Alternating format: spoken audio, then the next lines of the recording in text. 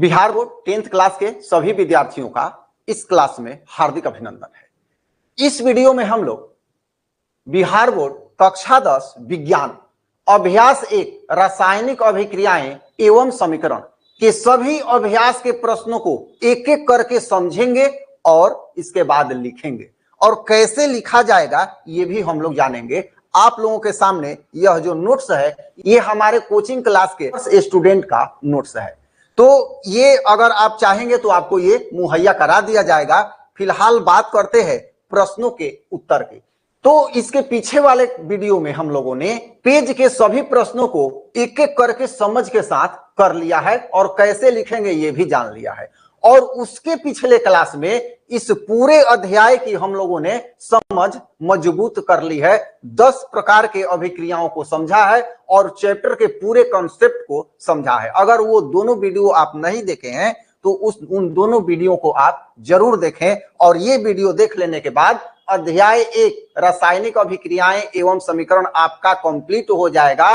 कहीं से कोई क्वेश्चन आएगा 2 नंबर में या 5 नंबर में, आप एक एक करके हल कर पाएंगे। बात रही ऑब्जेक्टिव की, तो ये जैसे ही खत्म होगा 35 से 40 प्रश्न इस अध्याय के, मतलब चैप्टर टेस्ट के रूप में आपको 35 से 40 प्रश्न मिलेगा। तो चलिए वीडियो प्रारंभ करते हैं। पहला क्वेश्चन समझ बनाते हैं, इसके बाद कैसे लिखा जाएगा ये जानेंगे। तो यहां समझते हैं।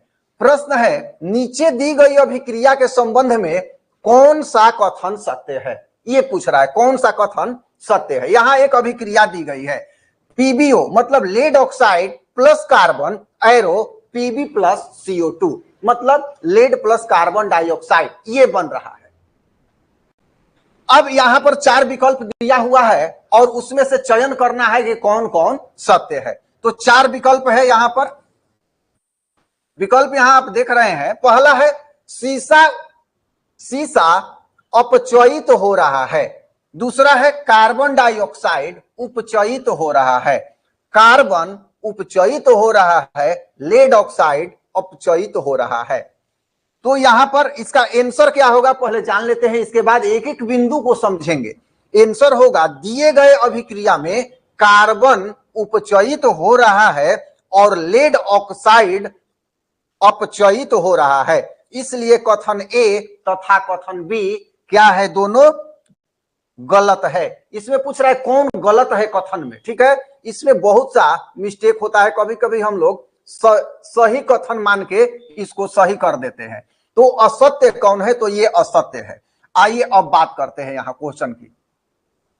तो सीसा अपचयित हो रहा है, ये कैसे गलत है? यहां देखिए, अपचयन का मतलब होता है कि किसी पदार्थ से ऑक्सीजन का हटना अपचयन कहलाता है और ऑक्सीजन का जुड़ना क्या कहलाता है, उपचयन कहलाता है। तो यहां बात करते हैं पीबीओ की। ये पीबीओ जो है यहां आकर पीबी में बदल गया, मतलब पीबीओ का अपचयन हुआ है। ऑक्सीजन कहां से हटा है, पीबीओ से हटा है, लेड ऑक्साइड से हटा है, शीशे के ऑक्साइड से हटा है, न कि सीसा से हटा है। एकदम क्लियर समझ में आ रहा होगा, तब ये गलत हो गया। यहां कह रहा है कि सीसा अपचयित हो रहा है, तो सीसा नहीं अपचयित हो रहा है, शीशे का ऑक्साइड अपचयित हो रहा है। दूसरा करे कार्बन डाइऑक्साइड उपचयित हो रहा है। उपचयित मतलब कार्बन डाइऑक्साइड में ऑक्सीजन का जुड़ना, लेकिन ये जो कार्बन है इधर आने के बाद क्या हो रहा है, CO2 बना रहा है। तो कार्बन यहां उपचयित हो रहा है, न कि कार्बन डाइऑक्साइड। यहां कार्बन में ऑक्सीजन जुड़ के कार्बन डाइऑक्साइड बना रहा है। तीसरा है कार्बन उपचयित हो रहा है। तो तीसरा कार्बन कहां है, ये है कार्बन उपचयित हो रहा है, सही है। कार्बन में यहां ऑक्सीजन जुड़ रहा है तो उपचयित हो रहा है। यहां है लेड ऑक्साइड, यहां पर लेड ऑक्साइड अपचयित हो रहा है, ये भी सही है। लेड ऑक्साइड पीबीओ आगे चल के पीबी में बदल गया, मतलब ऑक्सीजन हट गया यहां से, तो ये हो गया। तो यहां पर 2 तरह से क्वेश्चन आ सकता है। अगर असत्य की बात हो रही है तो ये ए और बी असत्य है। अगर यही क्वेश्चन पूछ दे कौन सत्य है, तो सी और डी सत्य है। तो जिस तरह का क्वेश्चन होगा उस तरह का हम लोग आंसर करेंगे। देखिए ऑब्जेक्टिव क्वेश्चन है किंतु समझ बहुत जरूरी है, इससे कोई ऑब्जेक्टिव क्वेश्चन आप कर सकते हैं। आइए अगला प्रश्न देखते हैं। दूसरा प्रश्न है Fe2O3 plus 2Al arrow Al2O3 plus Fe ऊपर दी गई अभिक्रिया किस प्रकार की है, ये पूछ रहा है। ऊपर की अभिक्रिया जो ये अभिक्रिया है ये किस प्रकार की है। तो विकल्प दिए हुए हैं, संयोजन अभिक्रिया, द्विविस्थापन अभिक्रिया, वियोजन अभिक्रिया और विस्थापन अभिक्रिया। तो यहां पर संयोजन की अभिक्रिया में क्या होता है, तो संयोजन की अभिक्रिया कहती है कि एक से अधिक अभिकर्मक मिलकर जब एकल उत्पाद का निर्माण करें तो संयोजन की अभिक्रिया कहलाती है। तो ये संयोजन की अभिक्रिया नहीं है क्योंकि यहां पर दो उत्पाद हैं। ठीक है। द्विविस्थापन की अभिक्रिया कहता है कि जिस अभिक्रिया में आयनों का आदान प्रदान हो, द्विविस्थापन है। तो यहां आयनों का आदान प्रदान भी नहीं हो रहा है तो द्विविस्थापन भी नहीं होगा। तीसरा विकल्प है वियोजन की अभिक्रिया। वियोजन की अभिक्रिया यह कहती है कि एकल अभिकर्मक टूटकर एक से अधिक उत्पाद बनाता है, लेकिन यहां तो अभिकर्मक एकल नहीं है, दो अभिकर्मक है, तो ये भी नहीं है। विस्थापन की अभिक्रिया यह कहती है कि कोई अधिक अभिक्रियाशील पदार्थ अपने से कम अभिक्रियाशील तत्वों को हटाकर अपना वहां पर यौगिक बना ले तो वह विस्थापन की अभिक्रिया होती है। यहां देखिए Fe2O3 अर्थात लोहा अपना यौगिक बनाए हुए है और एल्युमिनियम जो है ये मोर रिएक्टिव है लोहा से, मतलब एल्युमिनियम अधिक अभिक्रियाशील है लोहा से। तो ये क्या करेगा, लोहा को यहां से उठा के फेंक देगा और अपना यौगिक बनाएगा। तो Al2O3 प्लस 2Fe ये अलग थलग हो गया और एल्युमिनियम अपना यौगिक बना लिया। तो ये कौन सी अभिक्रिया है, विस्थापन की अभिक्रिया। ये विकल्प सही होगा। अगला प्रश्न देखते हैं। तीसरा प्रश्न है लौह चूर्ण पर तनु हाइड्रोक्लोरिक अम्ल डालने से क्या होता है, सही उत्तर पर निशान लगाइए। लौह चूर्ण, यहां पर लौह चूर्ण मतलब Fe की बात हो रही है और हाइड्रोक्लोरिक अम्ल मतलब Fe की बात हो रही है और यहां पर HCl की बात हो रही है। HCl की बात हो रही है। तो यहां पर क्या बनाएगा, यहां दिया हुआ है कुछ विकल्प, पहले विकल्प देख लेते हैं। हाइड्रोजन गैस एवं आयरन क्लोराइड बनता है, क्लोरीन गैस एवं आयरन हाइड्रोक्साइड बनता है।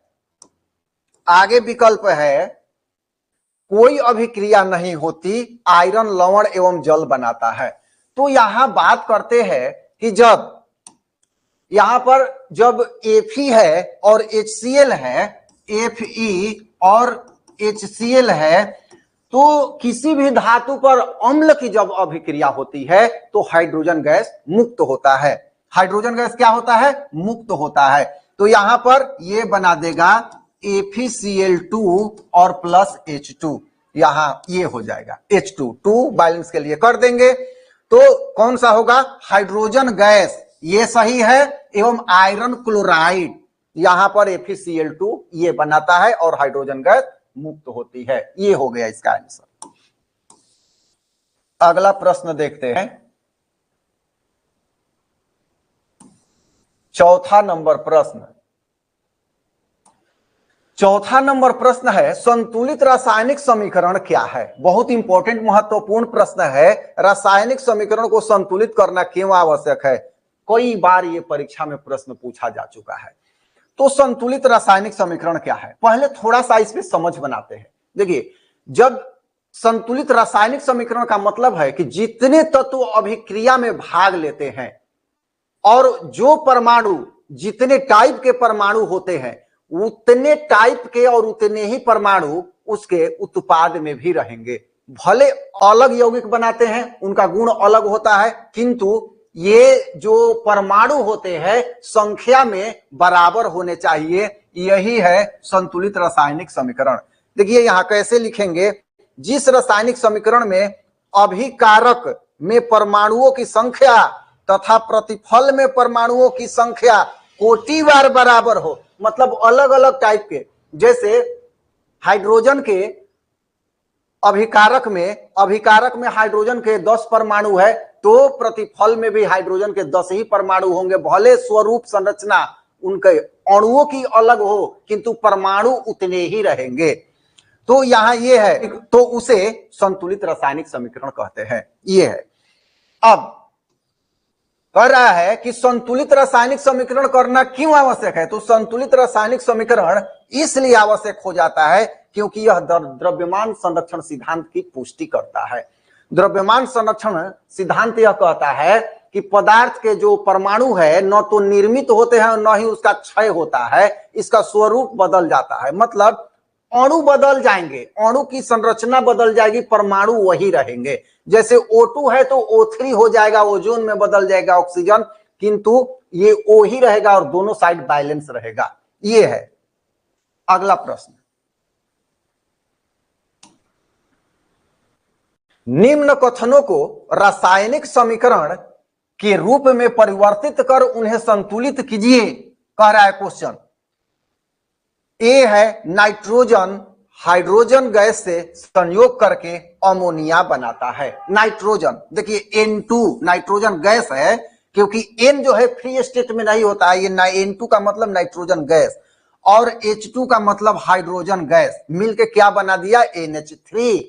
तो संतुलन के लिए ये 2 और 3 यहां पर जोड़ दिया गया, तो ये बैलेंस रासायनिक समीकरण हो गया। इस तरह से ये हो गया। ए है। और इसी का बी देखते हैं। इसी का है बी।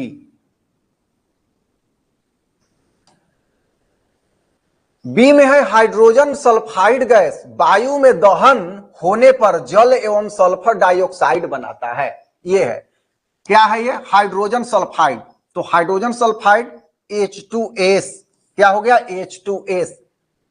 और वायु में, वायु को सामान्यतः ऑक्सीजन से ही लिया जाता है, तो यहां हो गया O2। H2S plus O2 arrow SO2 बनाता है और जल बनाता है। तो ये बैलेंस करने के लिए यहां पर ये 2 3 और 2 2 किया हुआ है। SO2 बन गया यहां और जल बन गया, अर्थात H2O बन गया।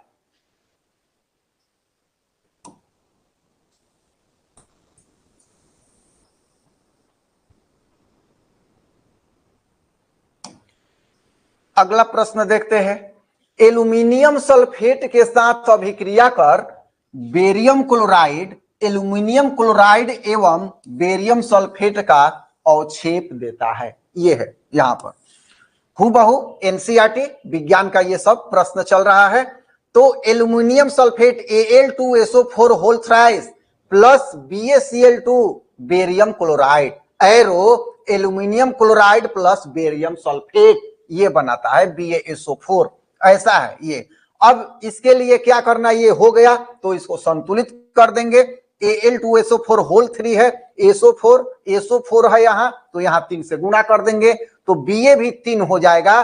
तो फिर क्या करेंगे? यहां गुणा कर देंगे। तो अब Ba 3 हो गया, बेरियम तो क्लोरीन 6 हो गया। तो यहां देखते हैं क्लोरीन 3 है, तो यहां 2 से गुणा कर देंगे, क्लोरीन भी 6 हो गया और एल्यूमिनियम 2 हो गया, 2 हो गया, तो Al2 पहले से मौजूद है। तो इस तरह से ये बैलेंस हो गया। अब पोटेशियम धातु जल के साथ अभिक्रिया करके पोटेशियम एवं हाइड्रोजन गैस देती है। ये है यहां पर। तो पोटेशियम के होता है पोटेशियम, H2O होता है जल, मिलके potassium hydroxide KOH plus H2 मतलब हाइड्रोजन गैस। ये क्या है? ये हाइड्रोजन गैस है। तो इसको भी बैलेंस कर देंगे, 2 हो जाएगा, यहां 2 रख देंगे, यहां 2 रख देंगे। ये जो बैलेंस इक्वेशन करना है ना, थोड़ा सा जटिल जरूर है, किंतु एक क्लास करने के बाद ये बैलेंस कैसे किया जाता है ये आप सीख जाएंगे। और इसके लिए हम कक्षा 1 अलग से लाएंगे कि रासायनिक समीकरणों को कैसे संतुलित किया जाता है।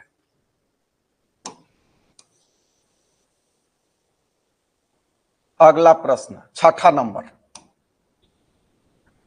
निम्न रासायनिक समीकरण को संतुलित कीजिए। रासायनिक समीकरण संतुलित करना है। आइए इसको संतुलित करते हैं। HNO3 plus CaOH twice arrow CaNO3 whole twice plus H2O।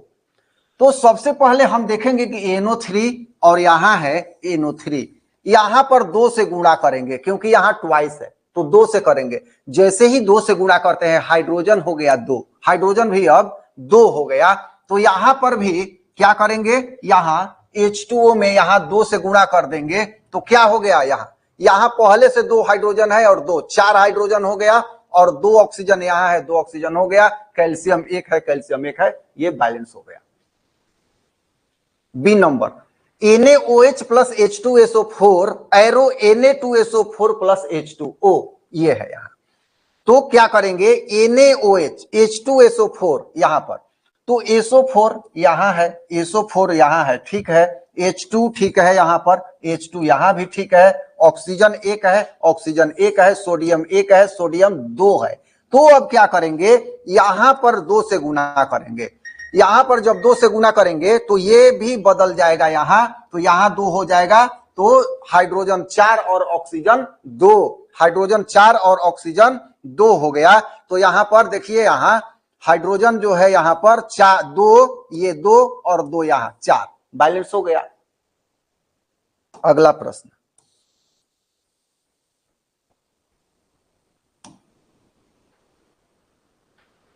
अगला प्रश्न है NaCl मतलब sodium chloride AgNO3 silver nitrate अभिक्रिया करके silver chloride plus sodium nitrate ये बना, ये द्विविस्थापन की अभिक्रिया है। तो यहां पर देखते हैं कि यहां सभी बैलेंस है, NO3 Ag है, यहां Ag है, Cl एगो है, Cl एक है, Na एक है, Na एक है, ये बैलेंस है, ये ऑलरेडी पहले से बैलेंस है। यहां देखते हैं D number, BaCl2 plus H2SO4 arrow BaSO4 plus HCl। तो BaSO4 यहां पर BaCl2 H2SO4, यहां BaSO4 यहां 2 कर दिया गया है, क्यों, यहां देखिए क्लोरीन जो है तो 2 है, यहां 2 है, तो क्लोरीन हम यहां पर कभी नहीं कर सकते हैं, ये गलत हो जाएगा, ये इसकी संरचना चेंज हो जाएगी। यहां हम 2 करते हैं यहां, तो ये हो गया 2, तो Cl हो गया, अब 2 गो हाइड्रोजन हो गया, तो यहां ऑलरेडी 2 गो हाइड्रोजन है, SO4 है, SO4 है, एक बेरियम है, एक बेरियम है, तो यहां पर ये बैलेंस हो गया इस तरह से।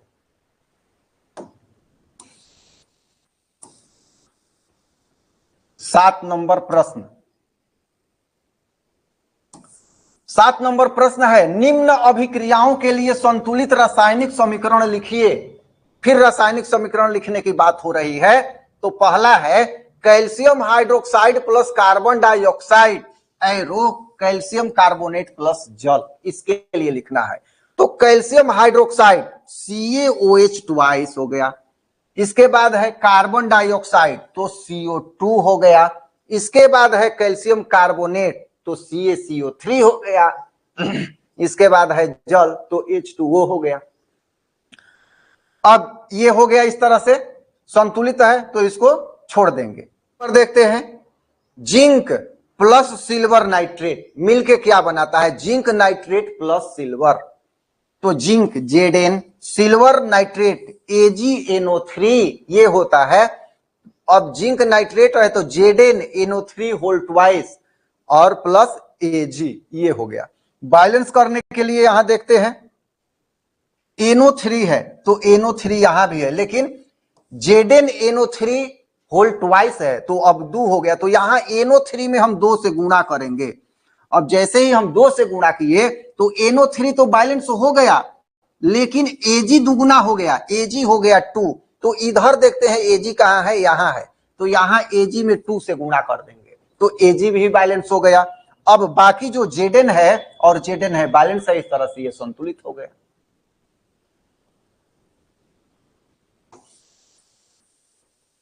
अब देखते हैं C number, aluminium plus copper chloride arrow aluminium chloride plus copper ये बनाता है। तो यहां देखते हैं एल्यूमिनियम कॉपर क्लोराइड यहां बनाता है एल्यूमिनियम क्लोराइड प्लस कॉपर। देखिए अंतर यह है कि एल्यूमिनियम के साथ, क्योंकि एल्यूमिनियम की वैलेंसी 3 होती है तो यहां क्लोरीन पे 3 आ गया, और इसकी 2 होती है तो क्लोरीन पे 2 आ गया। तो इसका गुणांक इससे और इसका इससे गुणा कर देंगे, ये Cl3 है तो ये चला आएगा यहां 3 पर, और यहां पर है 2 तो यहां आ जाएगा 2। इससे क्या होगा कि क्लोरीन पहले बैलेंस होगा, 3 दूनी 6 और 2 तिहाई 6, क्लोरीन बैलेंस हो गया। लेकिन यहां एल्यूमिनियम 2 हो गया तो यहां एल्यूमिनियम के जगह पर 2 से यहां भी गुणा कर देंगे, और यहां कॉपर 3 हो गया तो यहां कॉपर के जगह पर 3 से गुणा कर देंगे, बाकी काम फिनिश। अगला प्रश्न, barium chloride plus potassium sulphate बनाता है barium sulphate plus potassium chloride, ये है। तो barium chloride BaCl2, potassium sulphate K2SO4 arrow BaSO4 plus 2KCl, ये हो गया ये रासायनिक सूत्र, मतलब रासायनिक समीकरण। तो यहां हम देखते हैं कि SO4 है, SO4 है, बैलेंस है। K2 ये बैलेंस नहीं है तो यहां 2 पर 2 से गुणा कर देंगे तो 2 को K, यहां 2 K हो गया, इसके साथ साथ Cl भी 2 हो गया। तो Cl देखते हैं कहां है, Cl यहां ऑलरेडी 2 है, बेरियम 1 है, बेरियम 1 है, इक्वेशन बैलेंस हो गया। तो इस तरह से इस वीडियो में अभी 7 ही प्रश्न रख रहे हैं, इसके आगे वाले पार्ट 2 में से सभी प्रश्नों को हम लोग समझ के साथ हल कर लेंगे। आप जरूर कमेंट में बताएंगे ये वीडियो कैसा लगा, अगर और कुछ इंप्रूवमेंट करना है तो और क्या किया जा सकता है। इस वीडियो में इतना ही, धन्यवाद।